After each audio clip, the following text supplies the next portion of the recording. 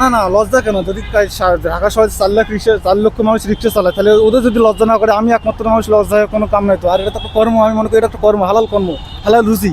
এটা তো আমি লজ্জা মনে করি না। তবে হ্যাঁ, ইনশাল্লাহ আমি চেষ্টা করি আর কি বিকল্প কাজ করার জন্য। এটাও যে একদম মানে চালাইতে ভালো লাগে তা না।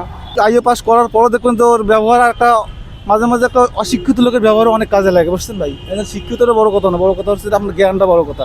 খারাপ বলবেন, খানকির গলা প্রতিবন্ধী মাদার্স কত কি অপমান করে, মানে একটা রিক্সাওয়ালার আমি চোখের সামনে দেখলাম যে পিটানটা পিটাইল আধা ঘন্টা সামান্য একটু ভুলের কারণে, আমার চোখ দিয়ে পানি বেরিয়ে আসছে। অল্প করতে কি ফ্যামিলির যখন মনে করেন যে চাপটা মাথায় আসবে না, পুরুষ মানুষ তখন আর কোনো কিছু বলে ডাইন বামার তাকায় না ভাই, ফ্যামিলিটাকে সব কিছু প্রাধান্য দেয় আগে। আসলে আমি যে লোন ধরছি ভাই, আমার 27,2500 টাকা কিস্তি, গাড়িটা মনে করেন যে উঠাইছি, গাড়িটা 55,000 টাকা দিয়ে কিনছি, লোন উঠাইছি কত 90,000 টাকা, সপ্তাহে আমার প্রতি সপ্তাহে 2450 টাকা কিস্তি। এখন আমি যদি অবৈধ কিস্তি, তো অবৈধ না, ওটা তো আমাকে সপ্তাহে টাকা দিতেই হবে, না দিলে কি আমাকে সাথ দেবে অফিসার? সাথ দেবে না। এখন কিছু কিছু মানুষ বলে যে এটা অবৈধ। আচ্ছা যদি অবৈধ হয়, তাহলে আমরা মিন মোকামগুলো জায়গাগুলো বন্ধ করে দেন ভাই।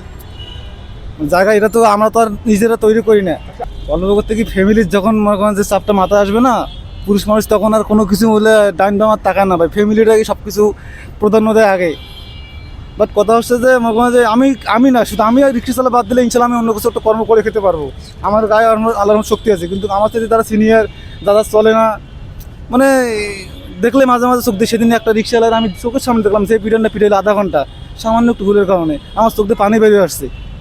মানে এসব যে মানে কি একটা মানুষ পাইছে এই সমাজটাতে, এটা মানতে হবে যে সব রিক্সাওয়ালা সমান না। মনে করেন যে যদি ঢাকা শহরে সাপোজ একটা যেমন 4 লক্ষ রিক্সাওয়ালা থাকে, তার মধ্যে যদি মনে করেন যে 3 লক্ষ 3.5 লক্ষ রিক্সাওয়ালা মনে করেন ভালো, আর 50,000 খারাপ। এই জন্য যে আপনি বাকি 3.5 লাখকে একদম বাজে খারাপ বলবেন, খানকির গলা প্রতিবন্ধী মাদার্স কত কি অপমান করে, মানে বললাম না, এই দেশে একটা নেতরের সম্মান আছে, একটা নেতরের সম্মান আছে, তবে রিক্সাওয়ালার সম্মান নাই। অথচ আমরাই একমাত্র হালাল উপার্জন করে খাই, আমরাই একমাত্র হালাল উপার্জন করে খাই। যারা কোটি কোটি টাকা মনে করেন যে দেশ থেকে মনে করেন যে কোটি কোটি না লক্ষ লক্ষ কোটি টাকা পাচার করছে, তারা এই দেশে মনে করেন যে খেয়াল করি আপনারা অনেককে আপনি বলে সম্বোধন করেন, আর শিক্ষিত মানুষ আপনাদের তুই বলে।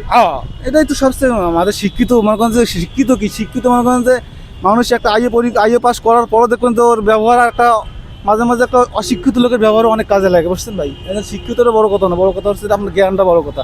আর জ্ঞান যদি আপনার ঠিক থাকে, তাহলে আমার সব কিছু ঠিক হবে, বুঝলেন? নাই দামি টাকা আছে, আমার সমস্যা না, পাওয়ার আছে।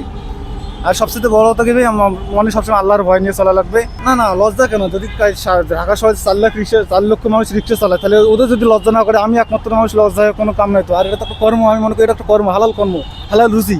এটা তো আমি লজ্জা মনে করি না। তবে হ্যাঁ, ইনশাল্লাহ আমি চেষ্টা করি আর কি বিকল্প কাজ করার জন্য। এটাও যে একদম মানে চালাইতে ভালো লাগে তা না।